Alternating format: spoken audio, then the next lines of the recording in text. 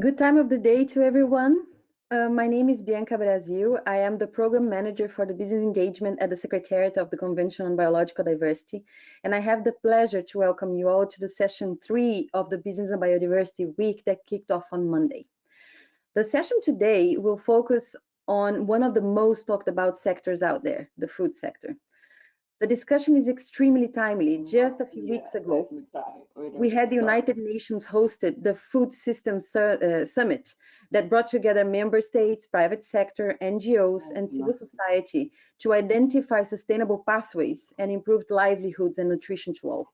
The CBD Secretariat launched the Global Biodiversity Outlook 5 that outlined each of the conditions necessary to achieve the 2050 vision on biodiversity and identified that a significant shift away from business as usual across a broad system was required. The shape and nature of such transformative change can already be identified through a series of transitions underway to a limited extent in key areas. The key transitions to sustainable pathways identified were the sustainable agriculture transition, which recognizes the role of biodiversity, including pollinators, pest disease, control organisms, and so forth. And the sustainable food system transition, which recognizes the potential nutritional benefits from diverse foods and food systems, and the need to reduce demand-driven pressures globally to ensuring food security in all dimensions. Our session today will feature diverse examples, strategies, and innovative approaches that can support the transition of the food system to more sustainable models, reduced food waste, and increased access to fresh foods in urban environment and nutrition, including positive impacts on biodiversity and soil health. With no further ado, I want to introduce our moderator for today, Ms. Martina Fleckenstein, who is the Global Policy Manager for Food at WWF International. Martina, the floor is yours.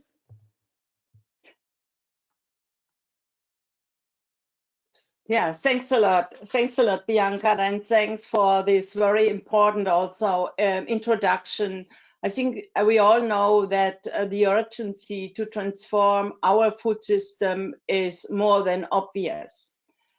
In the session today, and before we start, let me give you first some ground rules for this event. The event will be recorded and the video will be made available in a few days on the Business and Biodiversity Week's webpage. And all registered participants will get a message which include the link to the video. In case you have questions to the speakers, please use the Q&A feature. And if the time permits at the very end, we will ask some of them. I think with this great introduction already from Bianca, let me start to introduce our panelists today. We will have 3 rounds of questions, starting with a more general one, which will be the same one to all panelists, and then let's see how we could make it more interactive with the different participants from this session. We have a very, very interesting panel from business people, from private sector. Let me start with Satz. Satz is the Chief Impact Officer of Infarm, a food tech company founded in Berlin some years back. We are very happy to have Anne-Karin Modi-Netman. She is the Senior Sustainability Manager from Arla Foods. We have Gabriela Burian as the Head of Global Partnership and Multi-Stakeholder Partnership from Bayer. We have Olivera Medugorak, she's the European Affairs Manager from Nestle. And we have Sagrario Zesmecha, the Sustainability Director from Heineken. Let me start with the first question. Food plays a really crucial role in our life. And we could phase out, if we talk about climate change, we could phase out fossil fuels, but we cannot phase out food. That means we have to think about how, where, and what food is produced every day. The global food system is complex, that's what we all know.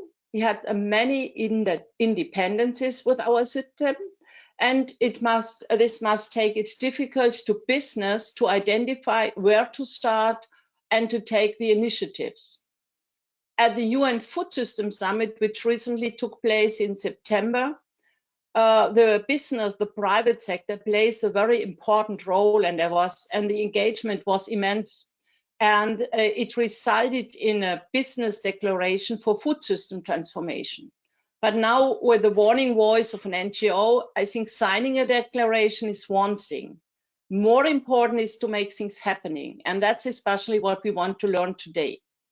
Let me start with the first question, which I want to hand over to Sats.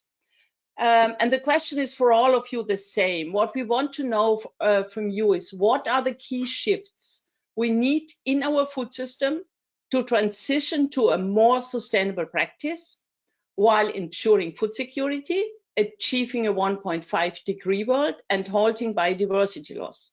And I'm interested, with my background being the global policy manager of the food practice, I'm really interested to hear from you if we need new or updated policy regulations and legal framework to scale up the shift.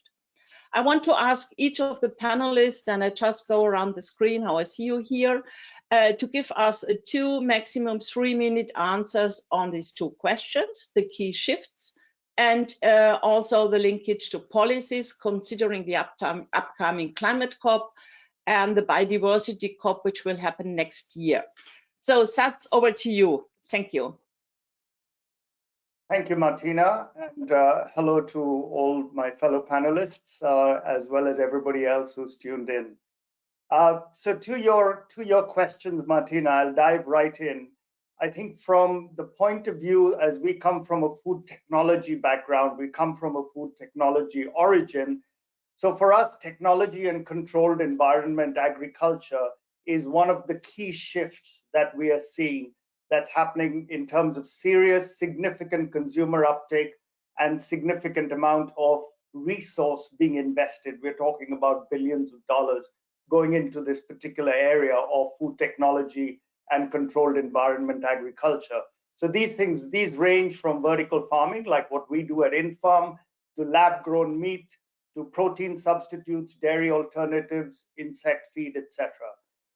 Now, fundamentally, many of these address the burning question of the environment in terms of land, water, food miles, pesticide runoff, fertilizer runoff, and carbon.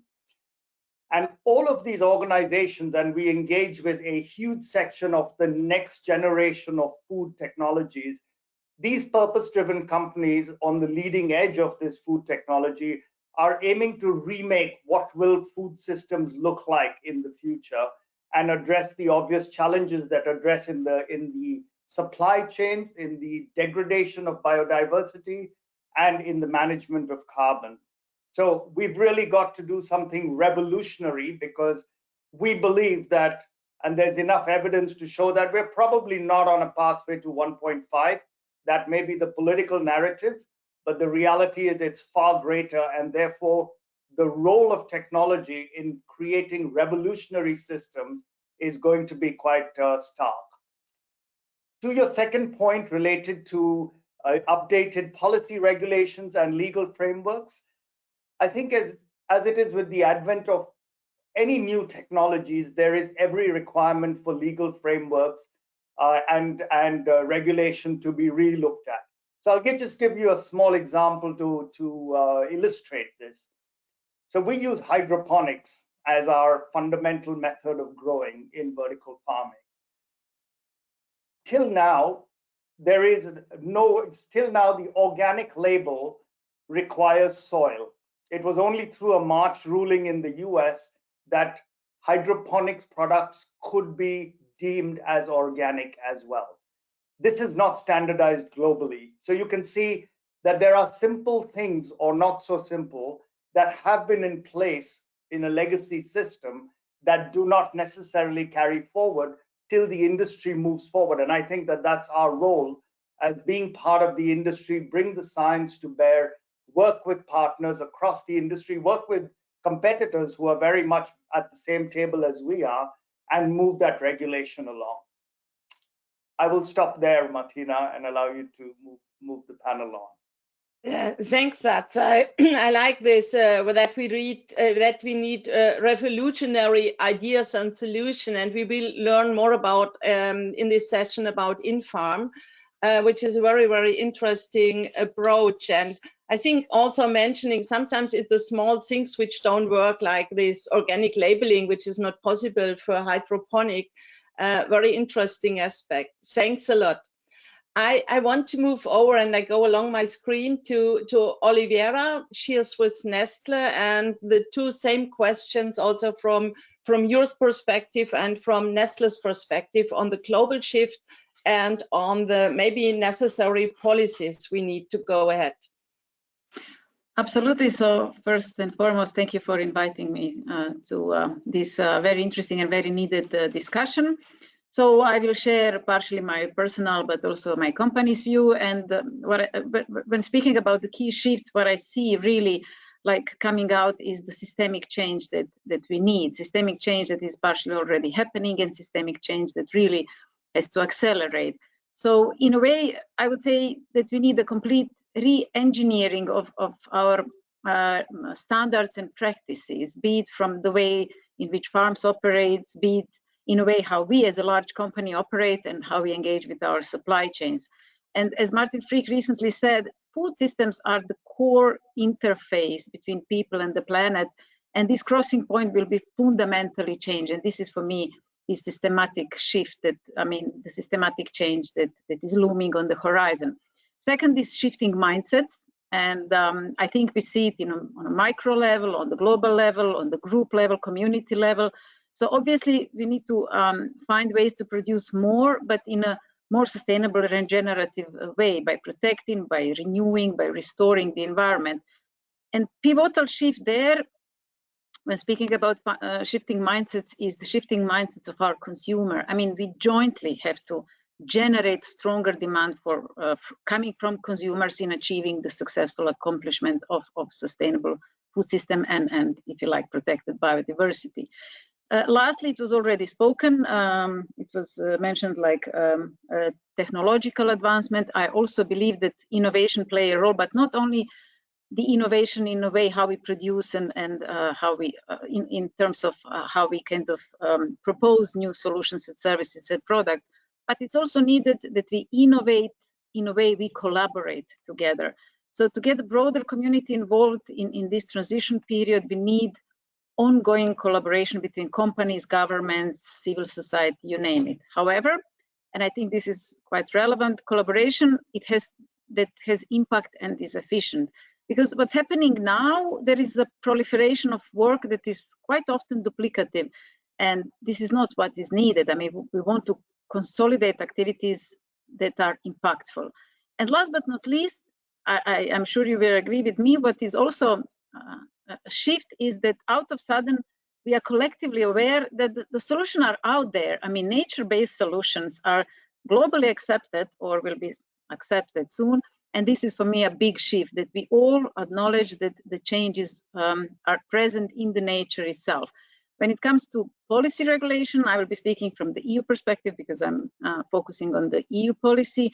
Absolutely, the transition needs conducive and supportive policy environment, and any future legislative instruments should help improve the environment and climate condition without compromising, of course, economic and social gains. And I'm very optimistic there.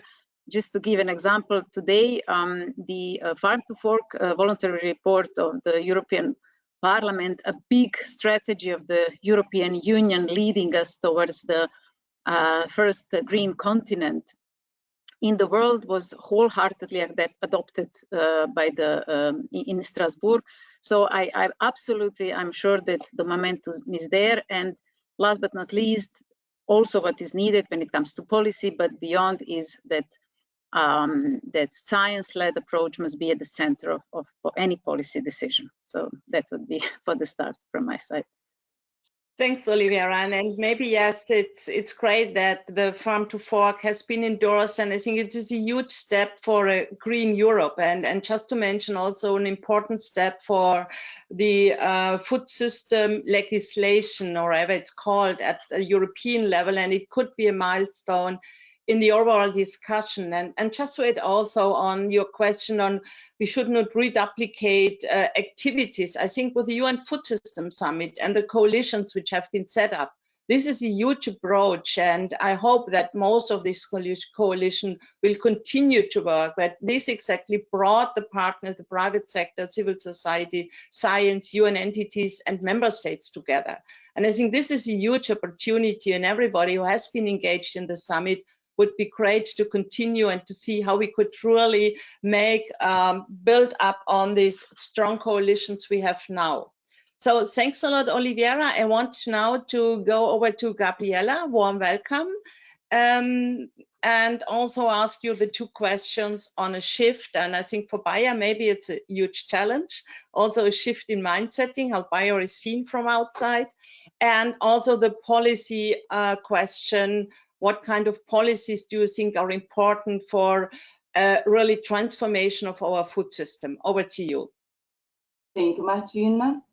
Thank you, Bianca, for the invitation. Very happy to be here in the panel. Then, in terms of what's necessary, I believe the Food System Summit and the entire year did show a lot. And you just mentioned the coalitions, right, Martina? But more than that, in our opinion, there was the opportunity to bring all together. And the Bayer was the first, in fact, I must say, to bring together with others, with CGIAR, etc., multi-stakeholder dialogues to see what's necessary and what are the solutions.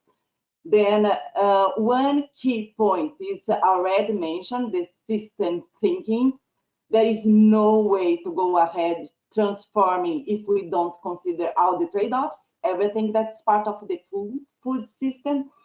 And then another key point that needs to be considered is in agriculture, there is no one size fits all. The difference, I'm from Brazil, and people from across the world know very well. I'm living in the United States, going to Europe next week, that all are different systems. Each reality requires a very specific solution, always considering all the full variables, then soil and all the trade-offs and all the variables that are part of this system, in fact, to produce food. Then for us, this is an awesome opportunity.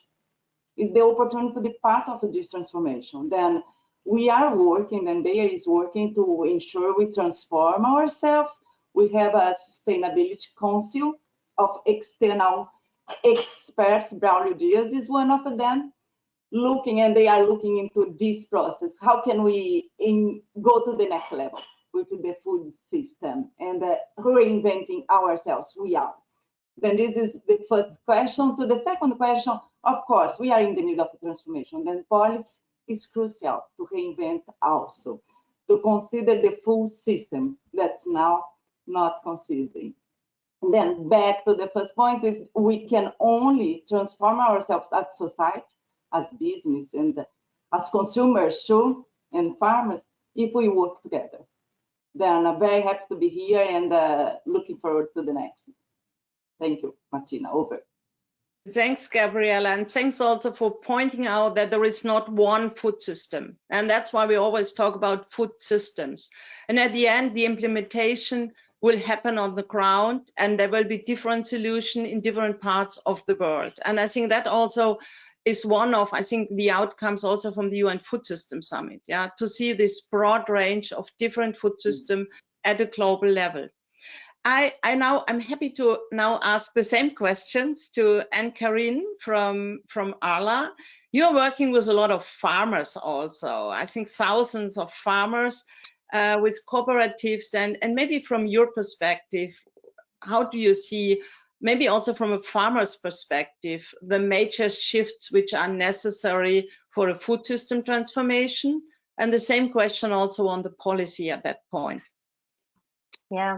As you say, I do represent a cooperative of more than 9,000 farmers across 7 European countries. So indeed, the farmer focus is very strong in Arla Foods. And I think that is one of the shifts that I think are absolutely necessary to address the interconnectedness that we have spoken about, the systems perspective. and the realization that it is all these topics that you mentioned in the introduction are really interconnected: the climate, the food security, the biodiversity. And I really think that we are embracing the fact that agriculture must be a part of the solution, and that agro-biodiversity must be a really important key component of the discussion on biodiversity. And that it's important that agriculture is not only portrayed as a problem, because we need to build the trust to achieve this transformation at scale, at the rapid pace that is needed. And in order to build trust, I think that we need to really focus on having a respectful dialogue, a respectful attitude to farmers, because we are helpless if we don't have them on board. And that is why I think it's so important that we see this transformation as being co-developed with farmers, because they are acutely aware of the interconnectedness. And if we want to see transformation on farm, we must be prepared to really have an in-depth discussion. And I think that goes with policy making as well, to realize that this interconnectedness, the systems perspectives, need to be reflected in policy as well, so that we have coherent policy making, and that we give the signals to farmers and to the rest of us in the value chains what is actually required to promote this change in a good way. And in that, I think it's also just to realize that we need to have this collaborative approach that several of you have already mentioned, and I really want to echo that we need to collaborate, because a lot of the methodologies, a lot of the data baselines and the pathways are actually not that mature.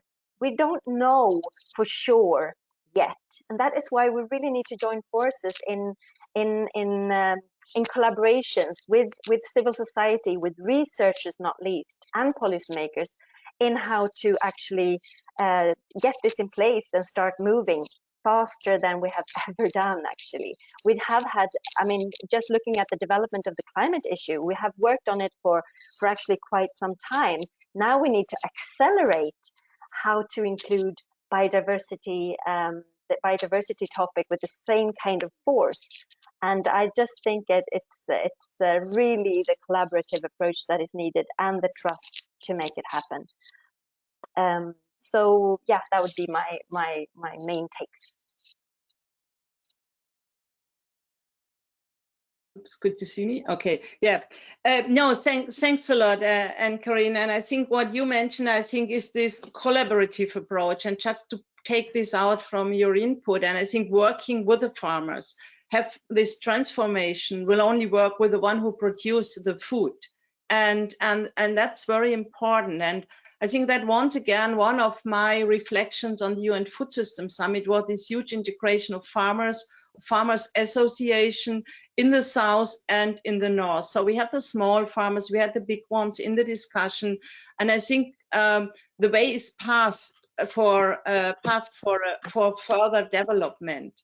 And as you mentioned, I think especially considering the upcoming climate COP, it will be very important to bring in the food topic in a broader discussion in the overall climate approaches in the convention and also in the Paris Agreement. Now over to you, to Sagrario, on your aspects from a food and beverage company. What are your thoughts on major shifts and policies in this context? Hello, everyone. Thank you, Martina. Thank you for the organization for inviting Heineken Spain to participate in this panel. The decade of action calls for accelerating sustainable solutions in all sectors, also in the food system. In this context, a big opportunity come up in order to transformation our value chain and use the innovation and the technology to be realized this objective. For sure, in the beer industry, and particularly in Heineken, this main shift are related to accelerate our effort to support reach carbon neutrality, related to our production side, and also the entire value chain from barley to bar. Here, innovation in renewable energy are accelerating this. Another important shift is about natural ingredients from sustainable sourcing. We are working a lot the world with a lot of farmers as well, collaborating with them as key lever to ensure food quality and security, and also improving other environmental and social conditions. The sustainable agriculture goes from water for us, for water use to labor practice also. Also, the effort to maximize circularity is another important shift in the last decade, giving a second life to our input and output material. In other hands, we are moving on from make waste to reduce, reuse, recycle mindset. And finally, increases awareness about protect water sources, increasing water efficiency and circularity use, working toward healthy water shift as way to preserve and recover and regenerate our ecosystems that are under increasing pressure from the competing demand of agriculture, business, and community.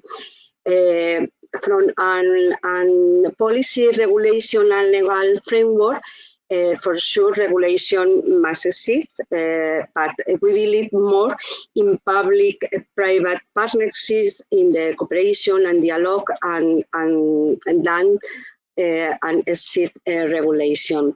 We have several projects like Jarama Water Replenish project, for instance, have been able to be developed thanks to cooperation like Madrid regional government and companies like Heineken in Spain, working for a common goal to restitute the environment that other altered. Following was the United Nations and Paris COP established. In my opinion, people need to roadmap and the goal to achieve them. Government have to leverage consensus among citizens and help others to do the job, and companies have to be humble with the achievement and bold to perceive high commitment. Thank you.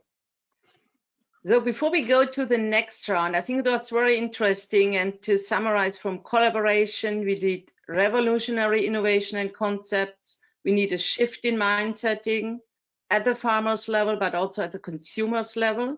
We have not to reduplicate, and it looks like that policies are required.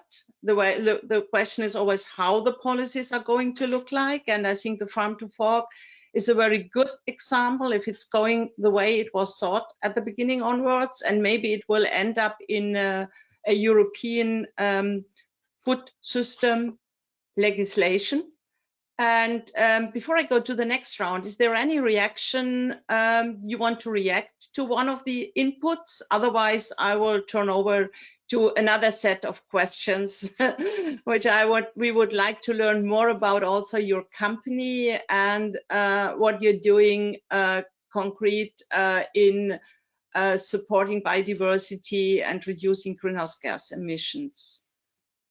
So if there is no, then let's go to the next round, and I'm a little bit ask more questions because we want to learn more from you. And let me start. I think we are living, and I think it's a unique momentum at the moment. We have never talked so much about food than we have done in the last 12, 18 months. And I think there are also key publications launched. It was the IPCC report in 2019, which pointed out the importance of reduction of greenhouse gas emission for the food sector. So but we won't achieve the 1.5 target if we don't mitigate greenhouse gas emissions in the food sector. There was the IPBES report bringing this linkage of biodiversity loss. And what's also interesting from the private sector, there had been some really interesting publications from the World Economic Forum, from the World Business Council for Sustainable Development, and from others. And therefore, I think it's the time, it's a growing momentum to discuss how businesses can lead on the chains for transformation and can support the reversal on biodiversity loss and climate. And as I mentioned, and that's once again more from an NGO side, we really are tired of getting only commitments. We want to see actions and implementation on the ground. And let me start with Anna Karin from Arla. I have watched, I looked at your webpage, and your webpage is already saying our planet is facing a climate change. Farming and dairy carries a responsibility, but also a great opportunity to contribute positively and help to solve that challenge. I know that Arla is member of the One Planet for Business initiative, which was launched, as I remember, in 2019 at the Yunga. And what we are interested in is, what was the motivation of your company to participate in the One Planet for Business initiative? And how does your company support this change? It would be really interesting to learn a bit about more in this context. Over to you. Yeah, I think that being a cooperative, I think the collaboration is really sort of part of our DNA. We see collaboration and to forward any challenging topics, really. And I think that we have a good tradition in the dairy industry to do so. That is why it was sort of natural for us to join the One Planet Business for Biodiversity, the OP2B, because it is really a unique initiative in that we come together as big actors to really not only sort of sit there and discuss about the challenges, but also do something about it, to join forces and actually get something actionable. So it's really about scaling impact. And we've just realized that even if we are big, I mean, we're a big dairy company in the world, we're still not empowered to change it by ourselves. So really to scale impact is important, and really one of the key opportunities that we have in OP2B to actually deliver that, to scale impact, to speed up the change, to actually join forces, join resources, work together, and to build the confidence and trust within the value chains, within the food value chains that we're all part of. So to really to deliver on all those ambitions, we have also been very clear on identifying work streams, work paths, and one of them is regenerative agriculture. Another one is to diversify portfolios to increase the agri-biodiversity, and then to really look at the resilience of ecosystems, not least stopping deforestation. And I think the regenerative farming work stream has really had the ambition to deliver something that is starting to become actionable. And that is a framework that we have developed where we have shared objectives, and where we also have gone into actually looking into what could be the indicators. How can we start measuring change, not only talking about it, but actually trying to start delivering on it at scale. So that is something that has been really sort of concrete and actionable outcomes of this collaboration. So I think that has been a really clear value to us with joining the OP2B. And sort of going into what are we then doing to contribute? We are, like you say, we have set climate targets, we have set science-based targets involving, of course, the emissions on farm, which is our most important part of our value chain to address, even though we're, of course, looking at renewable energy, etc., and packaging and all of that. We do focus a lot on farms and work collaboratively with our over 9,000 owners across these 7 countries. And we have launched a program called Climate Checks, where they can measure their greenhouse gas emissions on farm. They get an auditor visit to benchmark performance, to learn from colleagues how is my farm performing, and then they get very targeted advice on what are their strengths and opportunities. And that has worked really well. We have launched that across, and we cover, I think, 96% of our milk volume from owners with that program. Now we're broadening that to actually include biodiversity and soil health, because we really think that what we need to do is to have a similar approach where we can have a data-driven approach, where we get data on performance. We can identify what are the best farmers doing to actually make the shift, to make the transition for all based on actual robust performance. And we can also be much more targeted in what we do to promote change. And that's why we also want to do it now with biodiversity. We are letting our more than 900 organic dairy farmers in Arla spearhead this initiative. So more than 900 dairy farmers, organic dairy farmers, will, in addition to their certification, they will do biodiversity checks, similar to this climate check, that you actually capture your performance, you identify what elements you have on your farm, like how you're working with pollinators, landscape elements, your crop rotation, the species diversity in your grazing areas, and we ask them to actually report on that, and also they commit to implement some of these levers. So it's mandatory to implement at least 7 out of the 33 levers that we have identified so far. And start working and start building this knowledge to actually know where we are at, and to start then targeting where we should be going in terms of improvement. And then we do the same for soil health, where they are also identifying what are they already doing, and then they are measuring their soil carbon content. So that we get a baseline. What is the situation like when it comes to soil carbon today? And then we can start setting targets more clearly and work in a more systematic way. And regarding soil health is of course also connected to biodiversity, but that's also connected to the farming system. How are they working with their crop rotations, their cover crops, their grazing management? And also there we want them to commit to implementing levers, so that they are actually also improving year on year. And then we also acknowledge, of course, that animal welfare is a key component, and organic farmers, then more than 900 organic dairy farmers have also committed to increasing the time on grass for their cows from 120 to 150, so it's almost a month longer that the cows can be outside grazing. And if we then work with the grazing management and the grazing biodiversity, the grass biodiversity on those grazing grounds, we actually can have a huge impact to promote agrobiodiversity, we believe.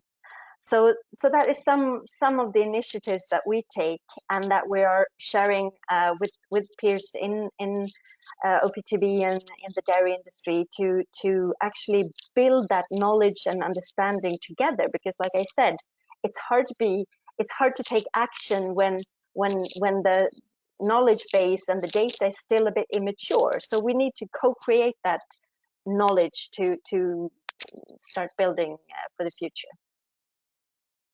Thank you. That's super impressive. I want to ask one more question in this context. How did you motivate the 900 farmers to participate in this program, which is, let's say, a kind of workload? Maybe they have to invest in this. So what makes the farmers to participate? I think there is a real realization among our owners and among farmers in general. I would say that they are part of society too. They hear the discussion. They hear that they are challenged, and I think that's why I stress the respectful dialogue, because we feel that they are they realize as well that there's a threat to biodiversity, that there is climate issues, that we have challenges as societies, as food systems, and that they need to play their part. And I think that's really why we must, but we also feel that if we don't have respectful dialogue and include them in the how, because that has been important for us to include them in the discussion of how can this be done? What are sensible levers in dialogue with experts, so that it becomes sufficiently hands-on, so that it's clear for them what they can do. I think that has been part of the motivation, and also the realization that Arla is the world's largest organic dairy producer, and we see organic as and the owners themselves, I think, see organic as a sort of a spearheading category. But they realize that as conventional farming is also moving, which we all want and we should all promote, and we should definitely not see them as opposing, but rather to see the cross-fertilization between the two. But they can be spearheading, because that is expected from the consumer groups that actually buy and are willing to pay a bit more for the organic products. And that is as really an important thing that we as a company now have as our task, to actually convey that to the market, to get that willingness to pay. Because you're absolutely right, we need to be very mindful, all of us in the food value chain, how to transfer resources to the ones that will be doing the work, meaning the farmers, so that we actually don't let the demands just go upstream, but also let the resources flow upstream. And I think that is so key, and that is our job now as the company of this cooperative, to make it worthwhile for owners. So it looks like it's more an intrinsic than a financial motivation to participate. But we have I just quickly answer that one, because I think that I forgot to say that we also have a regenerative farming network where we have pilot farms, 24 pilot farms that will be testing management practices, regenerative farming practices, and hopefully, like where you're alluding to, maybe we can also find practices that are really cost efficient as well, reducing the need for inputs, and sort of the idea of working more with the natural system and the processes there. And hopefully that could also be a win-win economically for the farmers. And that is why I think we should be very mindful also to explore that in a good sense, and identify those win-win opportunities. Sorry for interrupting you, Martina. Just got carried away. Thank you. Thank you. Very, very interesting. I would like to go now to Seth, and Seth, your concept is totally different from what we have heard so far. InFarm says at this webpage, it stays for fresh taste for people and planet. And I'm living in Berlin, and I discovered InFarm in my retailer shop. And it's really interesting also to see how consumers are considering this. And I think you are now in about 500 locations worldwide present. And it would be really interesting to learn more about your concept. It's herbs indoor in vertical, I say vertical gardens, vertical greenhands. It's a kind of indoor urban gardening system. It's a system without chemical pesticides, less water, no land use. And I could say it's really an innovative concept for a food tech company. And maybe you could tell us a little bit more about your concept. What's the idea behind? What are the key components, and what role does this play in urban food production? So to get really fresh herbs every day, and also how you want to change our food system with this concept. Over to you. Thanks, Martina. So, as I was listening to the panel in the earlier question, and then with Anna talking about the sustainability side of things as the business goes on, a thought struck me is that there's a lot of your businesses around the table here are massive scale businesses, and you're trying to ensure that there is a sustainability that's built in, which is a good thing, which is actually, there's a lot to learn from. We are at the other end of the spectrum where we were born with sustainability. We were created for purpose. We were created for the planet, and we are seeking to build the scale with the purpose already at the heart of what we do. And I'll explain a little bit more about that as we go. So we are basically farmers. We are urban farmers. That's a big difference. And we are urban farmers with sustainability and purpose at the heart of the business model as to why we were created for people and planet in the first place. So we grow food where you live. So in urban centers, and therefore eliminating the supply chain and the associated food miles to get the food to your supermarket or to your plate. Okay, so we are therefore, that's what makes us purpose driven in the way that we produce it for people and for planet. The technology is hyper efficient. So we use 95% less land and less water than comparable farming. Just let that sink in, it's massive. So we're talking about saving millions of liters of water per farm on an annual basis because of the way the technology works. And you're talking about something that grows at 40 square meters, which is the equivalent of growing something on a football field. So that is really where the technology is hyper efficient and very advanced. And of course, the happy availability of renewable and green certified energy makes the carbon equation better every day. In addition to all of that, we use no chemical pesticides. So when the consumer is actually getting that food in the market, it has been untouched by chemical pesticides. So the big difference with farming and open farming is that we are data driven. So for each plant, I'm talking about every plant, and I'll come back to Martina's point on which plants are we talking about, what is the food that we're producing and are looking to produce.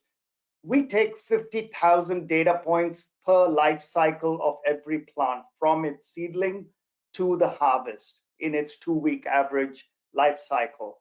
And we feed that back into the algorithm because it all feeds back into the in-farm cloud. And the in-farm cloud is connected to all our farms. So whether we are growing a plant in Seattle or in Tokyo or in Berlin, the same technology and the algorithm is actually helping us to optimize the growth of the next plant. So the more we grow, the better we get. And so every single plant feeds that data back, and our data bank is already 300 billion data points and counting, because it helps to modify nutrients, humidity, weather control. Each of our farms is like a climate machine on its own.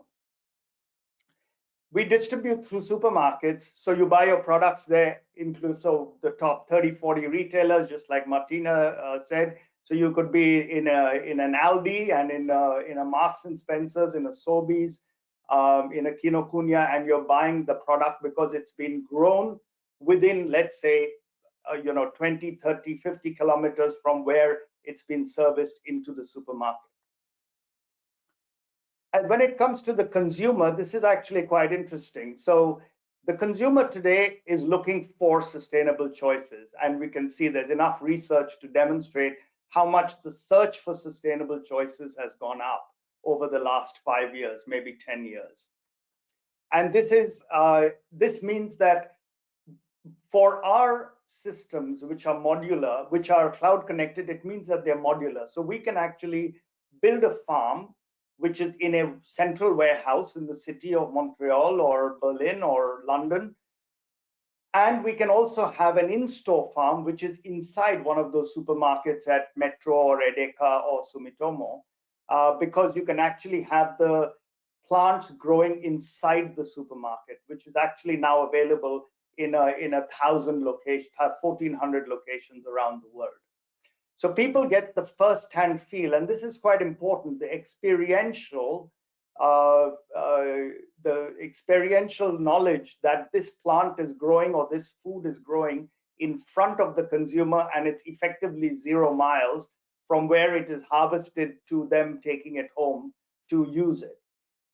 Now we have a catalog of about 75 plants. A lot of it is herb-based, there's lettuce, but the idea here is that as we grow, the idea is that we want to have as much of your fruit and vegetable basket as possible. Essentially in vertical farming and in hydroponics, you can grow anything except a tree. That's all because of the size that comes into play. But you know, we've started with mushrooms. Mushrooms are now commercialized. We're moving, there's tomatoes, there's chilies, there's peppers, there's strawberries. So it's gone beyond the place where we started, which was on herbs and lettuce, etc.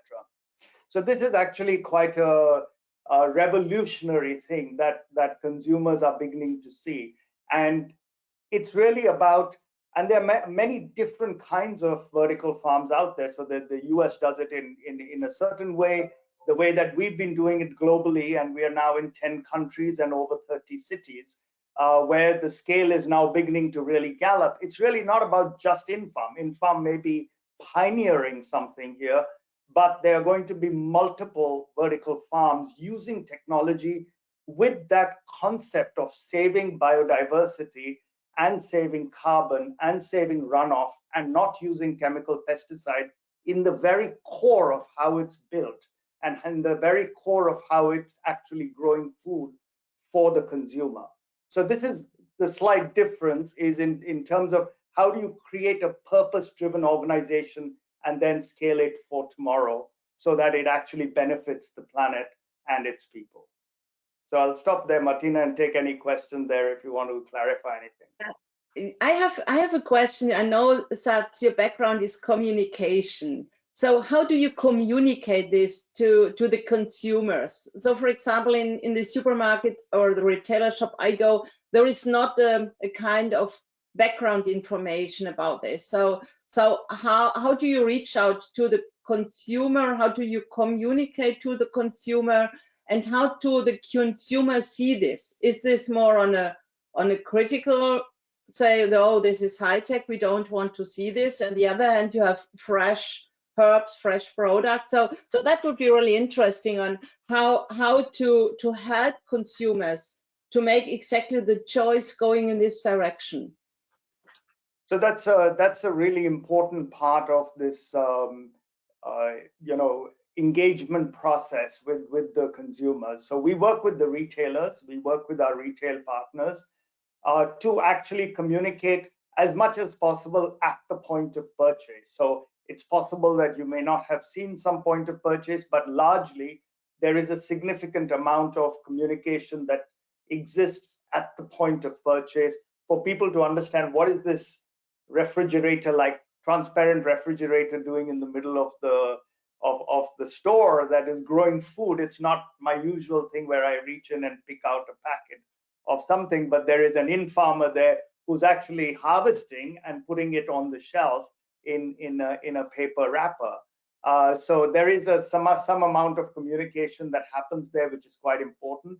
And then, of course, there is a significant amount of communication that takes place on social channels, because there is a lot of engagement within farm on social media, and we do a lot of introduction, education, you know, feedback on social channels with the consumer. So that's really how it's getting there. And but what has been really interesting is that because people have been able to see it in the store, ask some questions, hopefully see enough communication there, that there hasn't been any form of negative feedback or negative backlash against this very concept, because it's you know, remarkably different from what people have seen in the past.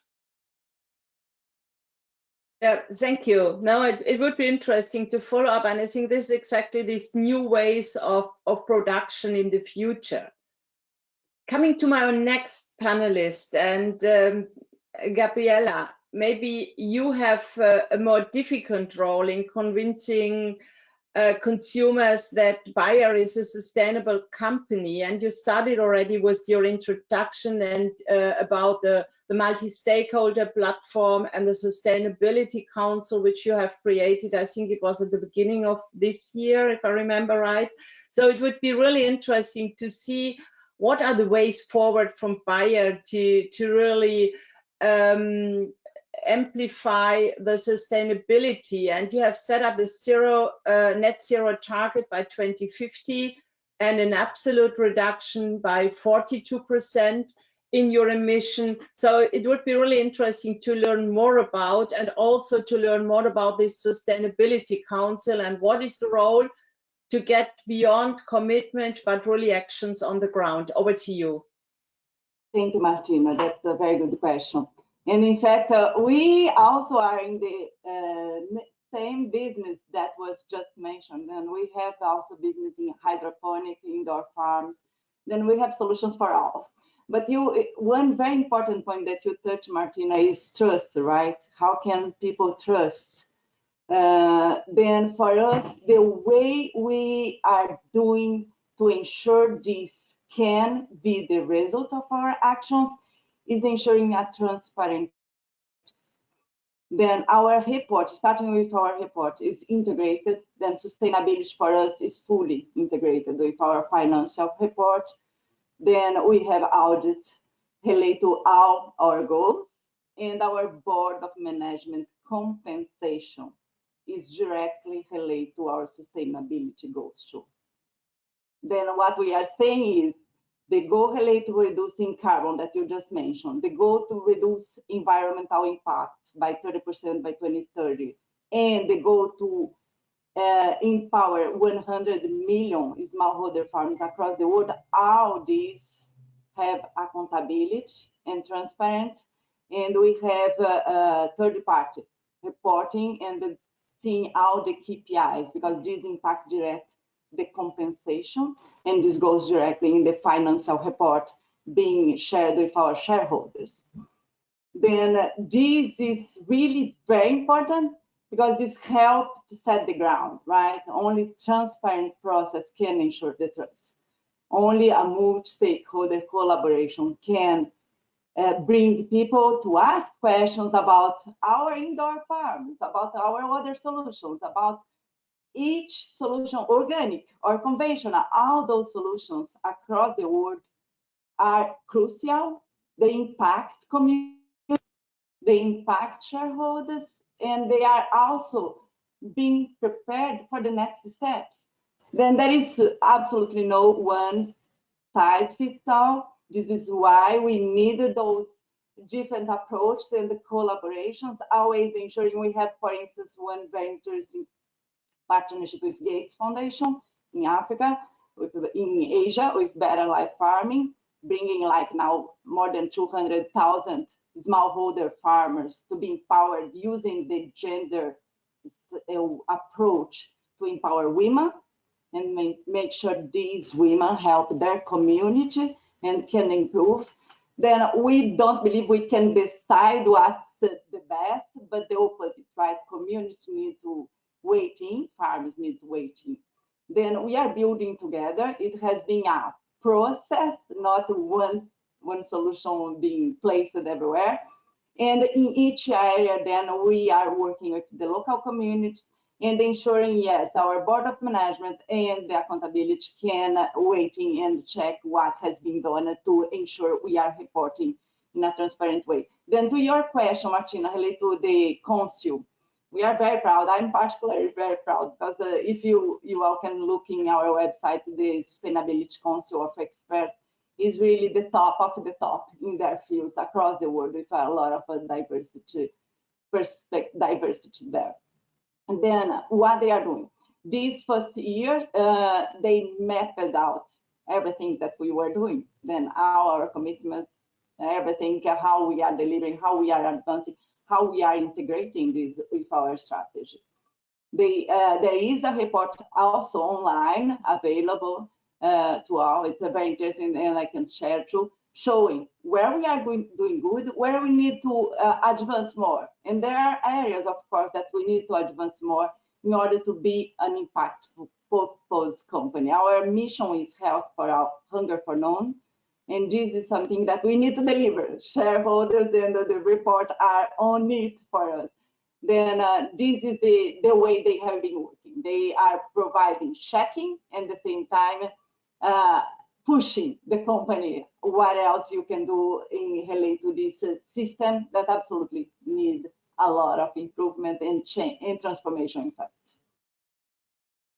Thank you. And it would be interesting to follow up because you just started with the Sustainability Council to see how it will look like and the results in some years ahead. I would like now to go to Oliveira, and it's a little bit based on what Anna Karin told about the One Planet OP2B, about the regenerative farming. And I know that Nestle recently launched at the UN Food Systems Summit its plans to support and accelerate the transition to regenerative food system and work with food system partners, including especially smallholder farmers. It would be really interesting for us what motivates Nestle to go in this way. And I think you also, there is a financial benefit for the farmers to do so, if I got it right. And yeah, what motivates, what is your pathway, and to learn a little bit more about this huge global program. Over to you. Yeah, thank you so much. Indeed, in 2019, I think we announced our ambition to become greenhouse gas net zero company by 2050. And just a few weeks ago, we launched our regeneration pledge or strategy. So this is in a way our promise to advance the regenerative food system at scale. And as you can imagine, 2/3 of our greenhouse gas emissions sit in our agricultural supply chain, upstream our supply chain. So inevitably, regenerative agriculture is really our primary focus. When it comes to working in farmers and really the model we apply, there are 3 key levers. First is the, and I think I'm not bringing too much novelty because so many fantastic examples have been already given by colleagues. But first pillar is definitely the structural empowerment of farmers through training and education, through development of pilot farms and lighthouse farms.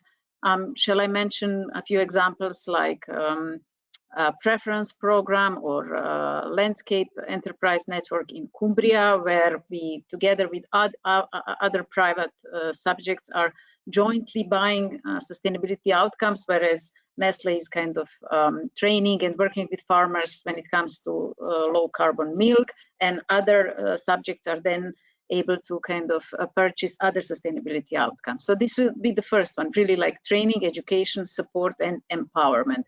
The second pillar is helping farmers in de-risking the transition. Shall I say something like creating a safety net and rewarding them for transition to innovative regenerative methods, paying premiums and making capital investments. Here I would maybe mention our program in France, South France, for our breakfast cereal called Prefrance, where the farmers are paid premium per ton of wheat that is being produced or kind of farmed in a regenerative way, of course, against the criteria like, I mean, the measurements are being done against criteria of water preservation, farming, reduction of the use of inputs, soil protection, etc. Also, yeah, we see a big potential in soil. So soil as the next big commodity, if I may say. So we are also empowering them in that respect, like to kind of venture into the voluntary carbon schemes and kind of to, yeah, gradually gain the knowledge needed for the future carbon farming and carbon credits when it comes to reduction or carbon sequestration. So that would be, let's say, the second pillar. And then the third pillar, which is maybe partially our discussion today, is really, as I already mentioned, to create a conducive policy environment to really kind of support an enabling policy framework that will accelerate our commitments, but also that will advocate for standardization, for mainstreaming of regenerative practices, for specific subsidy schemes that are linked to existing private standards, and eventually contribute to resilient rural economies. I think colleague from Arla was already mentioning some standardization and measurement. I think this is really a key. Here I will also mention, and again I'm very optimistic, the eco schemes from the future common agricultural policy, where 1/4 of the future subsidy budget will be allocated to more greener, let's say, farming practices. And if we put together the eco schemes that Commission has proposed and the principles of regenerative agriculture, we will see a huge convergence. So this is where I also see a huge, let's say, a huge potential. But just to close, I mean, farmers are still definitely under enormous pressure, and we need to closely work with them to ensure equity in the transition. So in that respect, Nestlé see every partnership as an opportunity not only to grow our business, but also to improve lives of our partners and our farmers in particular. When it comes to investment, we are planning to invest 1.2 billion Swiss francs over the next 5 years to really spark the regenerative agriculture across our supply chain. And what is more, we are committed to buy 20% of commodities from regenerative agriculture producers by 2025 and 50% by 2030. But indeed, bottom line is, if we want more biodiverse and greener food, we need to ensure decent livelihoods for our farmers. I mean, because it is ultimately those people that will make the difference, and without a thriving and resilient farming community, I believe we cannot succeed.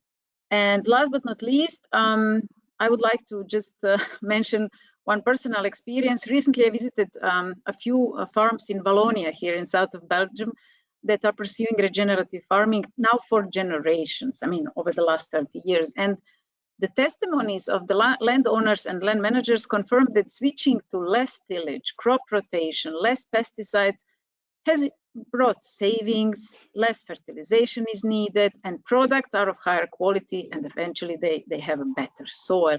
So the model works if conducted collectively with the technical guidance and cooperative experts and support from buyers, I mean, from us. So in that respect, to again end up on a positive note, I think the momentum is there when it comes to buyers, I mean the private sector, when it comes to policy, and we just have to nurture also the positive, let's say, attitude and interest from farmer side as well. Thanks, Oliviera. It's interesting to also that you reward your farmers for the better production. I think that's always a motivation for farmers. And I'm a little bit wondering that none of you is talking about the repurposing of subsidies, of harmful subsidies. So, by the way, there is also a coalition generated through the UN Food System Summit on repurposing agri-food support, because that's also a big question how and where these subsidies and support is going to in the next future. And also the private sector, by the way, could play an important role in driving subsidies in the right way. So that's just as a side remark. And once again, I think this empowering of farmers, the knowledge sharing, also was Anna Karin was mentioning, it's an important entry point. Yeah, it's in the north, but it's also in the south, the smallholder, to build up this extension service and to go in the right direction. So finally, but not lastly, Sagrario, again, back to you. And just to learn a little bit, Heineken is an international company and operates in different countries and continents. It would be really interesting how you work with your business partners and suppliers to ensure transparency, traceability, and sustainable sourcing. And I want to add one question which was in the chat, which was about water is a human right.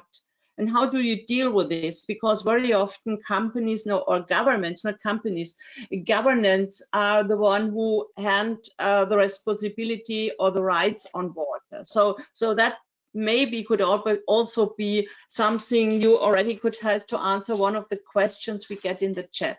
Over to you. In the chat, yeah, about water and about collaboration. No? Yeah. Yeah. The question is, one question I have is about the transparency and traceability on the sustainable sourcing, and the second question was water is a human right. What is your opinion of countries or governments that can afford the technology to provide safe and clean potable water, but refuse it to do so? So that was one of the questions from the chat, and I thought, especially as a beverage company, you have to do with water. I would like to start for the water question, because for us as a beverage industry, the protection of water sources is priority for us. We are focused on increased water efficiency and circularity through our entire value chain, maximize reuse and recycling in water stressed areas, starting with agriculture. Growing crops, mainly barley, which is a water efficiency crop, accounts for 90 of our water footprint at a global level. We work with a large number of farmers to comply with the Sustainable Agriculture Initiative platform standard. In 2020, globally, 58% of our main agricultural raw material come from sustainable sources. In Spain, this number reached 75%, working with more than 1,000 farmers. Our procedure for sourcing sustainable cultivated crop are based on the principle of SAA, Sustainable Agriculture Initiative Platform, and is the organization is a multinational food company working toward a more sustainable food chain. And at global level, we are investigating innovative ways to further improve agriculture practices, embed water optimization, and expand our agriculture program to address climate change challenges in the pipeline. With that, we have started pilot project in Mexico, Egypt, and also in Spain, where through proper irrigation technique and best practices, we could save up more than 600,000 cubic meters water annually on barley fields. Concretely, in Spain, we suffer from water stress. We have a specific project to fully balance water use in our product. Beer is made up of 95% of water. I would like to highlight the Olivo project, an innovation in agriculture focused on growing beer barley in olive grapes in Andalusia. It reduces erosion and improves soil water balance. It also minimizes the impact of climate change and produce quality beer brewing. There are approximately more than 60,000 hectares of broad street olive grapes in Andalusia, where both crops could coexist. According to initial research calculation, adopting this practice on only 3% of this area, about 2,000 hectares, it could offset more than 7,000 million liters of water per year. Also, we have a 3 water balancing project located in ecosystem of great ecological value in Spain, such as Doñana in Andalusia, Albufera in Valencia, Jarama in Madrid, which working together with the regional government have allowed us to replenish water of the respective rivers that are more than 1.5 million liters per year. This project allowed us to the end of this year, to allow Heineken Spain was the first brewer in Spain which returned to the environment all the water used to brew the product. But this is not the most important thing. The most important thing that this initiative that transcend the water saving program implemented in our factories, our breweries, generate a very positive impact on the environment and the communities, the local communities in which we operate, and is promote and supported biodiversity. Regarding the second question about the how work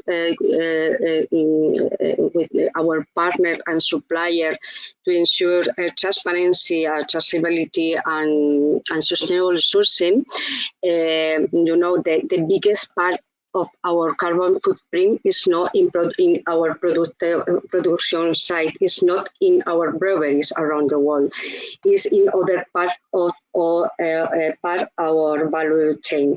Agriculture, packaging, distribution, and cooling represent 90% of our emission outside our breweries. We must work closely with our suppliers and partners to collaborate together then to set a science-based commitment, share knowledge on renewable energy, and pilot to innovate solutions that will benefit the entire industry, beer industry. There are three actions that I would like to highlight in order to build greener, more resilient value chain. The first one is understand impact of value chain and sourcing area. This is very important for us. Is clarify a lot to know exactly how many emissions from each part in the value chain, and understand where we have to put the focus to the actuation. The second one is work with reliable subject matter experts. As I said, with a sustainable agriculture initiative platform or with the science-based target organization, in order to collaborate and to certificate and to do the journey together. And the first one is a word that is come up in all conversation today, is collaboration. For me and for Heineken, collaboration is key. We can do it alone. We need to find innovative solution to growing the problem that we have ahead, and collaboration is and sharing the knowledge between us is in every day more important. Thank you, Sagrario. Very, very interesting. And I also learned a lot in this session. We have a little of 10 minutes left, and I want to pick out two short questions, and I want really to ask you to be very short. One question, and there are several questions on the in-farm concept. And that maybe you could give really in 1 minute, if possible. There is a question about the nutrition value, and there is a question about the energy use. And I think that would be good to clarify. Maybe you could answer very short this question. Absolutely.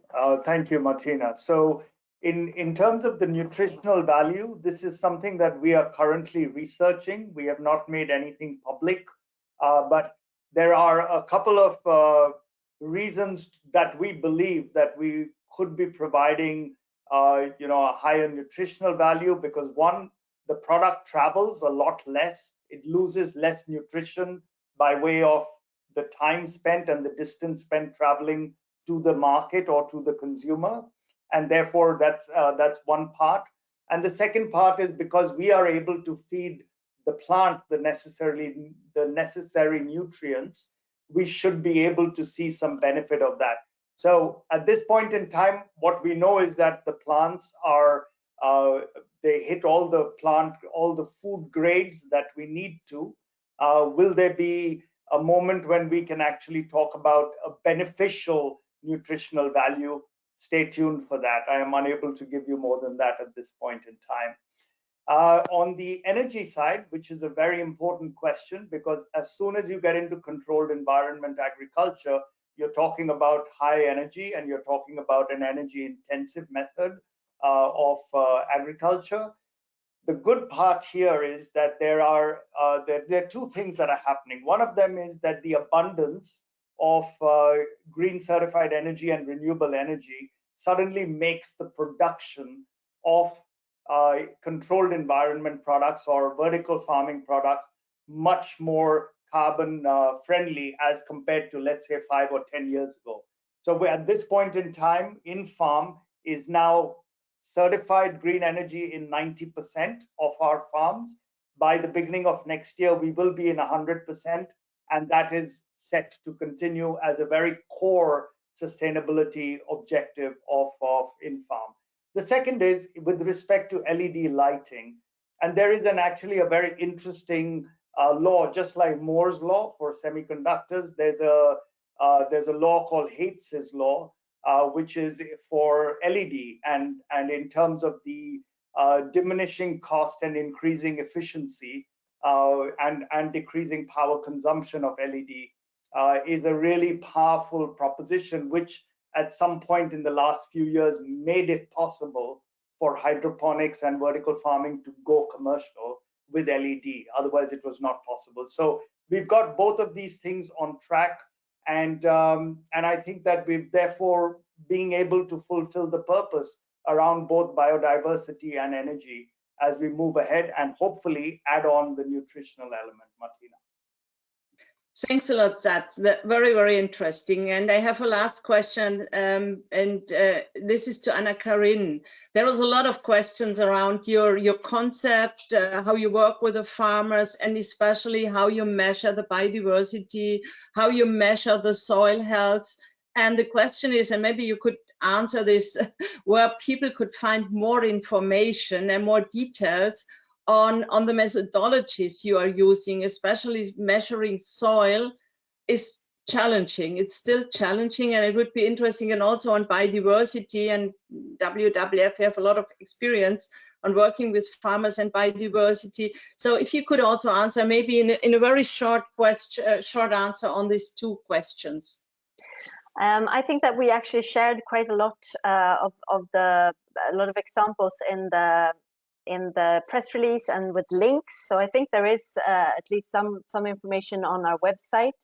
I think that what we are working with and what we've discussed also a lot in OP2B is the sort of indicators, the impact. And I think that we just have to be honest about the fact that indicators in biodiversity in terms of outcomes, to say how many more species do you then get? We are not there yet. We are like I tried to describe, we're focusing on things like do you have flower strips? Do you have cover crops? Do you have, I mean, more of actions that are proxies that we have checked with experts, farming experts, that could be seen as proxies for moving towards more biodiversity. For example, we know that permanent pastures that are not overgrazed can provide excellent biodiversity qualities. So things like that. So that is really how we work on it. When it comes to the soil question, the organic farmers are taking soil samples and we're sending them to a laboratory that is going to do soil carbon testing, and we are measuring multiple carbon content and nitrogen content parameters in that soil sampling. When it comes to the soil health checks, it's again more about the levers. It's about things that you can do, about the use of manure, if you go for biochar. I mean, things like that you actually can do as a farmer to work with your soil health. Like I said, a lot with grazing management, with no-till, like Oliviera was talking about, different management practices that you can apply. And you could argue that they are proxies, you could say, because it's very hard for us to answer how much is that delivering then. And that is going back to the question, the comment I made earlier, that we are not there yet with all the indicators and all the details. That is still to be built up, and that is again going back to the collaborative approach. And we're very happy to engage with WWF on biodiversity, because I think that is where industry is looking for actionable tools and actionable indicators to actually inform what to do in a good way. So I think that is something that I hope that we can reconnect about. And again, with OP2B, we're all about connecting with both non-governmental organizations and experts wherever you are. So that is really, and also in SAI, like Sagrado said, the SAI platform is also all about collaboration and reaching out and building those networks. So I think we have really good building blocks, and now we need to fill it with content and passion to move forward, even if we don't have all the answers today. And I think we should be humble about that. We don't have all the answers on the third decimal, but we're getting there, and we need to get some actions going, even in that light of uncertainty and this certainty that we would all like to have, but we don't today. Thanks, Anna-Karin. That was very nice. More that could already be the closing word. So, but let me first of all thanks all of you. It was a really encouraging and inspiring discussion, and I personally also learned a lot more about your companies, the private sector, what we are doing, and I think it's so important to have the private sector on board for transformation of food systems. And if I talk about transformation, once again, we are talking about food systems, which means from the production up to the consumer. And a food system which is aligned with human and environmental health, which is boosting for nature positive production at scale, which I just want to refer to the UN Food System Summit, to reduce food loss and waste. I think this is important, and to improve nutrition. And this links again to the agro-biodiversity topic, which we discussed. And we need to improve livelihoods, respect human rights. That's a question with water, which gets in, and create resilience and vulnerability shocks. And I want to thank also Bianca and the team and the CBD for having organized this, and the Secretariat of the convention has been working tireless to engage with business from all sides and from all sectors. And in the coming years, and in the light of the urgency to transform the food system, a lot of efforts will be put into creating other opportunities for dialogue, exchange, dialogue, cooperation is so important. And I have want to add that if you have the possibility to support us, to support the Secretariat and others, to advocate for a food system approach in the post-2020 biodiversity framework, which is still under discussion, and especially in the upcoming climate COP in Glasgow. We need to integrate food system approaches in these conventions, and this is more important than ever. And I also want to encourage you to, if you have the opportunity, participate in the coalitions of the UN Food System Summit. These are really assets of networks, and it helps us really to build a common ground. And finally, let me close that biodiversity loss is everybody's loss, in particular for the food production, but also for the consumption. And we relied on ecosystem, on balanced ecosystem, and we need to work together. And which I say always, let's make change happen. Let's make change happen on the ground and everywhere. And I think the time is not better than now. In this case, I want to thank everybody. I want to encourage you to support this way forward, and maybe see the one and the other at another event, maybe in Glasgow, maybe at the CPD. So let's work together, and thanks for everybody. Have a nice day, a nice evening, and goodbye. Thank you. Thank you, Martina. Thank you, Bianca. Thank you so much. Thank you. Thanks. Bye. Okay.